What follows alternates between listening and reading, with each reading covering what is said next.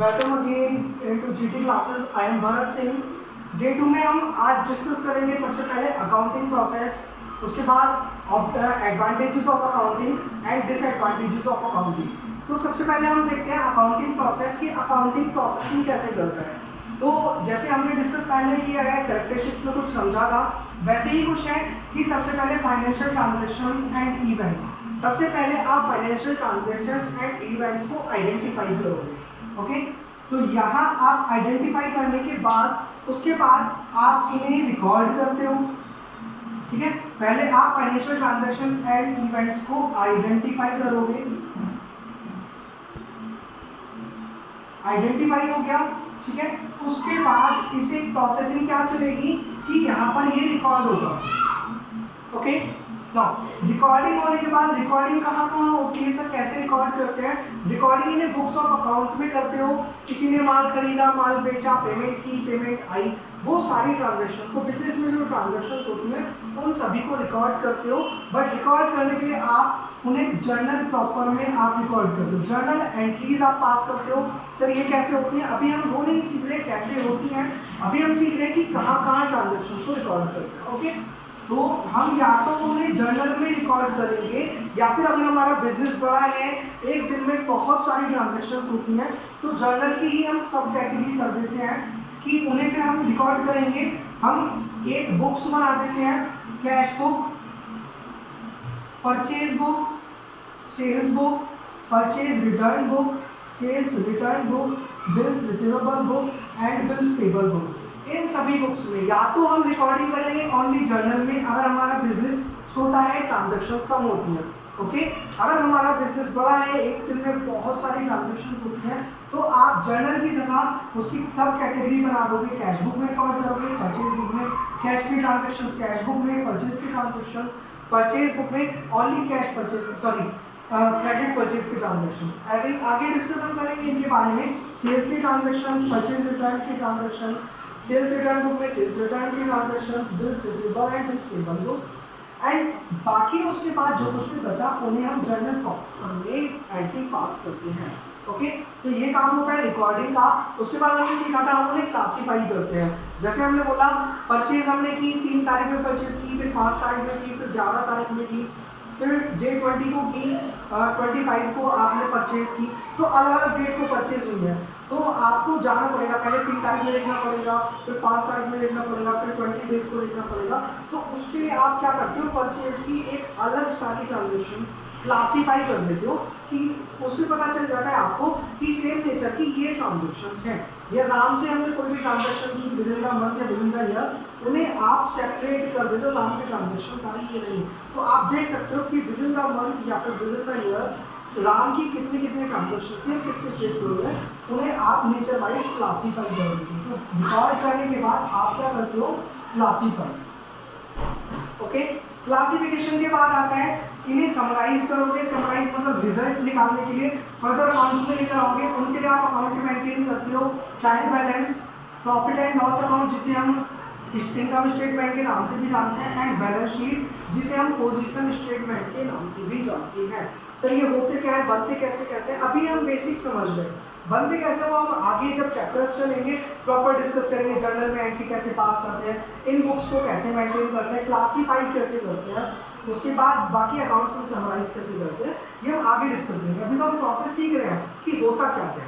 Okay, now उसके बाद आगे एनालाइज एंड इंटरप्रिटेशन। जब आपने ये अकाउंट्स बना लिए, फाइनली अकाउंटेंट बैठकर उन्हें एनालाइज करता है और इंटरप्रिटेशन करता है। इंटरप्रिटेशन मींस अकाउंटिंग इंफॉर्मेशन को एक मीनिंगफुल तरीके से उन्हें एक्सप्लेन करता है in the books of account, जिससे फाइनली वो अपने यूजर्स के साथ इन्हें कम्युनिकेट कर सके कि हमारी पूरे अकाउंट्स इस साल की रेडी हो चुकी है, हमें फाइनली इतना प्रॉफिट हुआ है, इतना लॉस हुआ है, ये उसके रीजंस हैं, इतने हमारे पास असेट्स हैं, इतने हमारे पास लायबिलिटीज हैं और ओनर्स की कैपिटल कितनी है।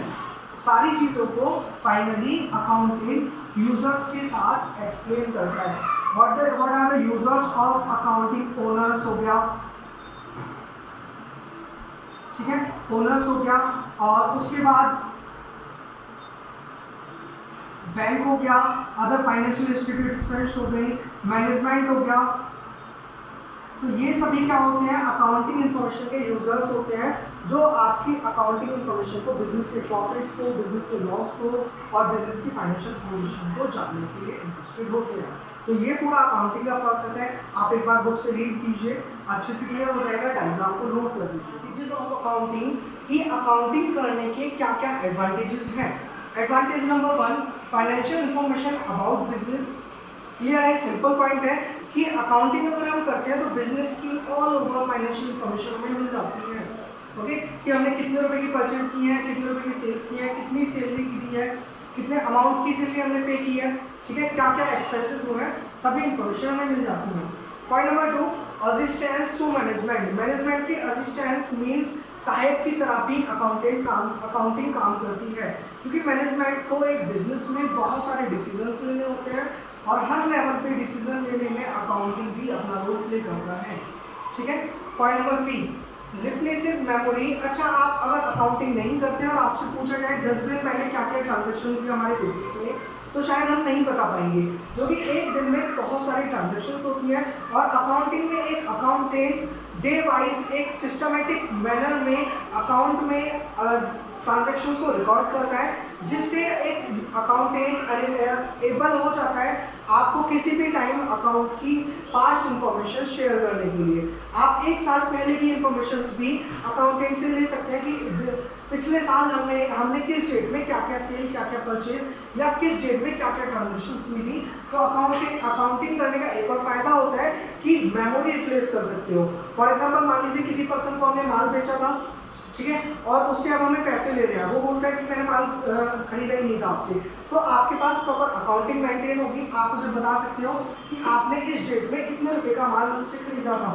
ओके, तो अकाउंटिंग मेमोरी रिप्लेस करने में भी हेल्प करता है। इस तरह की बहुत सारे ट्रांजेक्शन्स को आप मेमोरी कर सकते हो, मेमोराइज कर सकते हो। नेक्स्ट आता है, नेक्स्ट एडवांटेजेस है फैसिलिटेट्स कॉम्परेटिव स्टडी। जैसा कि मैंने अभी बताया कि आप ये भी चेक आउट कर सकते हो पिछले साल हमें कितना प्रॉफिट हुआ था, कितना लॉस हुआ है, और उसके कंपैरिजन में हमें इस साल कितना प्रॉफिट या लॉस हुआ है। प्रॉफिट और लॉस ही नहीं, इसके साथ साथ और भी बहुत सारी चीजें देख सकते हो। जैसे हमने लास्ट ईयर कितनी सैलरी दी थी, लास्ट 5 इयर्स में कितनी सैलरी दे रहे हैं, अब हम कितनी सैलरी दे रहे हैं, सैलरी की परसेंटेज बढ़ रही है या कम हो रही है। इसी तरह से और भी बहुत सारे एक्सपेंसेस, हम पिछले साल क्या क्या खर्चे कर रहे थे, अब हमारे खर्चे बढ़ तो नहीं रहे हैं, या प्रॉपर हमें इनकम प्रॉपर हो रही है या नहीं हो रही है। तो पिछले साल के प्रॉफिट्स क्या क्या थे, इस साल के प्रॉफिट्स क्या क्या है, तो वो सारी चीजें आप कॉम्परेटिव स्टडी आप कर सकते हो।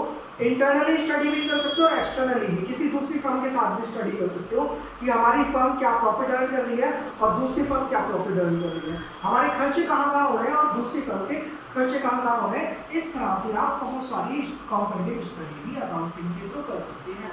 ओके, नेक्स्ट एडवांटेजेस देखते हैं, facilitates statement settlement of tax liabilities. भाई, आपको इनकम टैक्स पे करना है तो सबसे पहले आपको इनकम पता होनी चाहिए, और इनकम के लिए आप बनाते हैं अकाउंटिंग में प्रॉफिट एंड लॉस अकाउंट, जिसे आप इनकम स्टेटमेंट भी बोलते हैं, और इसके थ्रू फाइनली आपको पता चल जाएगा आपके बिजनेस में कितना प्रॉफिट हुआ है और उस पर कितना टैक्स लायबिलिटी पे करनी है। तो इस तरह से आपको एक और एडवांटेज मिल जाता है, जिससे आपको इनकम पता चलती है और उससे आपको पता चल जाता है आपको कितना इनकम टैक्स पे करना है। Okay, now facilitates loan.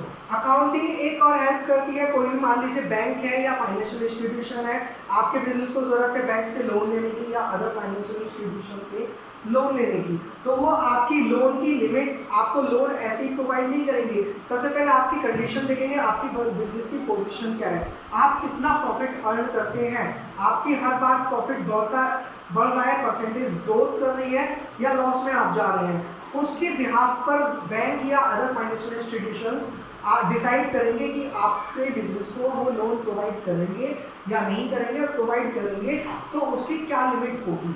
Okay, तो आपको ये सारी चीज़ें कहाँ से पता चलेंगी, अकाउंटिंग के थ्रू, जिससे बैंक या अदर फाइनेंशियल इंस्टीट्यूशंस इस डिसीजन पर पहुंच पाएंगे कि आप हमारे बिजनेस को कितना लोन मिल सकता है। वो कम भी हो सकता है, और अगर आपके प्रॉफिट ज़्यादा हो रहे हैं तो वो लोन आपको ज़्यादा भी मिल सकता है। ओके, तो नेक्स्ट आता है एविडेंस इन कोर्ट। आपने प्रॉपर अकाउंटिंग की हुई है तो वो कोर्ट में भी आपके एविडेंस की तरह काम करती है। Okay, now next point number 8, facilitate sale of business. In future आप अपना बिजनेस सेल आउट करना चाहते हैं तो आपको ये जानना जरूरी है कि हमारे बिजनेस की कॉस्ट क्या है। हमारा बिजनेस कितने रुपए में बिक सकता है, सेल प्राइस कितना होना चाहिए। तो अगर आपने प्रॉपर अकाउंटिंग की हुई है तो आप इजीली फाइंड कर सकते हैं आपके बिजनेस की आज के डेट में वैल्यू कितनी है और आप उसे कितने में सेल कर सकते हैं। ओके, तो अकाउंटिंग से आपको बिजनेस सेल करने में भी हेल्प मिल जाती है। नेक्स्ट आता है existence in the event of insolvency. आपकी इंसॉल्वेंसी पोजीशन क्या है, क्या आप कितने प्रॉफिट में चल रहे हैं, आपकी इकोनॉमिक कंडीशन बिजनेस की कैसी है, ये भी आप इंसॉल्वेंसी केस अपने अकाउंटिंग के थ्रू बता सकते हैं। ओके, नेक्स्ट पॉइंट आता है point number 10, helpful in partnership account. Accounting की अगर बात करें, हम सिंगल बिजनेस मतलब सोल प्रोप्राइटरशिप भी कर सकते हैं जिसमें एक ओनर होता है। अगर एक से ज़्यादा ओनर मतलब एक से ज़्यादा पर्सन मिलकर बिजनेस करने लग जाए तो उसे हम पार्टनरशिप बोलते हैं। और यही बोल रहा है हेल्पफुल इन पार्टनरशिप अकाउंट। जब आप पार्टनरशिप बिजनेस कर रहे हैं तो वहाँ पे पार्टनरशिप अकाउंट मेंटेन किए जाते हैं और वहाँ पर अकाउंटिंग हेल्प करती है। सपोज कीजिए कोई नया पार्टनर आ रहा है या कोई पार्टनर जा रहा है, तो नया पार्टनर आ रहा है तो वो कितनी कैपिटल मतलब कितना पैसा लेकर आएगा, पार्टनर जा रहा है तो उसकी कितनी बैलेंसिंग है, कितने रुपए उसे वो बिजनेस से लेकर जाएगा जो उसने बिजनेस में इन्वेस्ट कर रखे हैं या अभी तक जो उसने बिजनेस में प्रॉफिट अर्न किया है या इस तरह की कोई भी रेवोल्यूशन है, उन सभी को कैलकुलेट करने में भी पार्टनरशिप में अकाउंटिंग हेल्प करती है। Okay, now point number 11, helpful in decision making. आपको बहुत सारे डिसीजंस लेने होते हैं। फॉर एग्जांपल मान लीजिए अकाउंटिंग इन्फॉर्मेशन आपके पास है, बैलेंस शीट आपकी बनी हुई है और बैलेंस शीट में पता चला आपका बैंक में बैलेंस सपोज कीजिए 1 लाख रुपीज है और आपने डिसाइड किया हमारा बैंक में बैलेंस ज़्यादा होना चाहिए, 1 लाख की जगह उससे 2 लाख कर दो। तो आपको पहले पता चलना चाहिए ना 1 लाख बैलेंस है, तो वो कहाँ से पता चलेगा, आपके पास अकाउंटिंग इन्फॉर्मेशन है या सेल में हम कितनी देते हैं, हमारे प्रॉफिट कितने हो रहे हैं। सपोज कीजिए आपका इस साल का प्रॉफिट हुआ let's say 1 lakh rupees, okay, last year profit कितना हुआ था, सपोज 80,000 रुपीज। तो आप डिसाइड करेंगे कि हमें नेक्स्ट ईयर का प्रॉफिट सपोज 150 पर लेकर जाना है या 2 लाख पर लेकर जाना है। तो इन तरह के डिसीजंस भी आप अकाउंटिंग इन्फॉर्मेशन के थ्रू लेते हैं, क्योंकि आपको पहले पता होना चाहिए आपकी ग्रोथ रेट कितनी है, आपके प्रॉफिट्स कितने हो रहे हैं, तभी आगे आप डिसीजंस ले पाएंगे।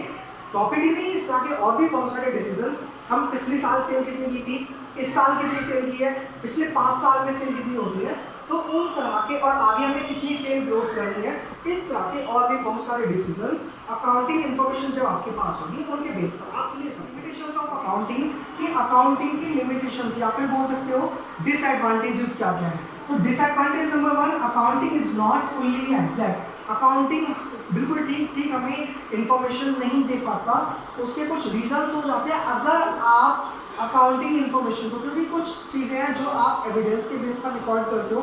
फॉर एग्जांपल माल खरीद कर लाए तो उसका बिल है, बिल के बेस पर अकाउंटिंग रिकॉर्ड करेगा। लेकिन अगर कुछ इन्फॉर्मेशन आपने विदाउट एविडेंस रिकॉर्ड कर दी तो उनकी चीज़ों में उनकी अमाउंट में मैनिपुलेट किया जा सकता है, कम अमाउंट को ज़्यादा पर या ज़्यादा अमाउंट को कम पर दिखाया जा सकता है, जिससे accounting is not fully exact satisfied हो जाता है कि आप ठीक इन्फॉर्मेशन नहीं दे पाओगे।